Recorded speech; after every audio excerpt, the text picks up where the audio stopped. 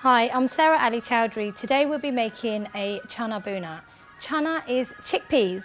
So we've got a tin of chickpeas here, and we're going to be using some garlic and ginger paste, some cumin powder, turmeric powder, coriander powder, salt.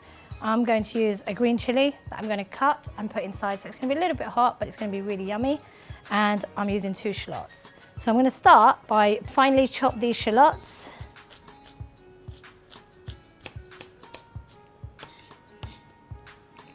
Okay, so we're going to start by putting some oil in the pan, about a tablespoon of oil.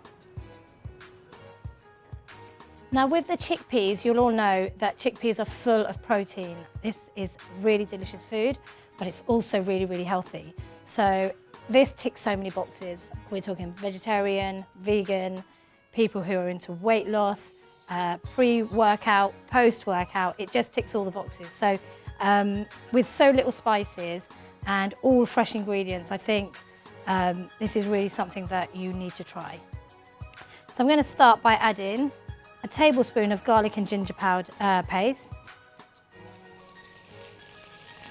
and just allow that to start to turn a bit golden in the oil, so you know it's really infusing the oil with the flavour of the garlic and ginger.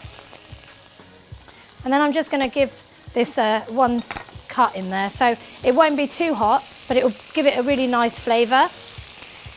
Chilies are obviously all dependent on that particular chili, so you can never really tell how hot it is. Now I'm going to add the shallots in now.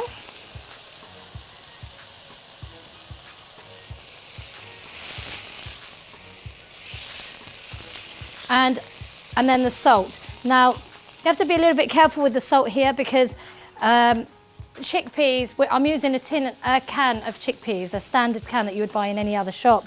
But if you add too much, you've just got to be really careful, especially if you don't like too much salt. So you would normally use about 3/4 or half a teaspoon of salt, but I'm just going to use a little bit less today. So it's about just over 1/4 teaspoon of salt. And once you start seeing the onions starting to brown, that's when you can add in the spices. So just give that a few more minutes. And then I'll be adding the turmeric. So I'm using a half teaspoon of turmeric, 1 teaspoon of cumin, and 1 teaspoon of coriander powder. So each of the Indian spices that you get from the shops, I think they already have a little bit of salt to an extent, or just the flavour of it might be slightly salty, which is why we have to be a little bit careful when you're using salt and you're using different combination of spices.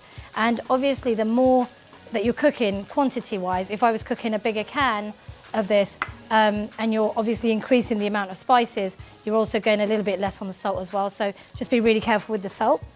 I'm going to add in half a teaspoon of turmeric, a teaspoon of coriander powder, and a teaspoon of cumin powder. Just give that a good mix.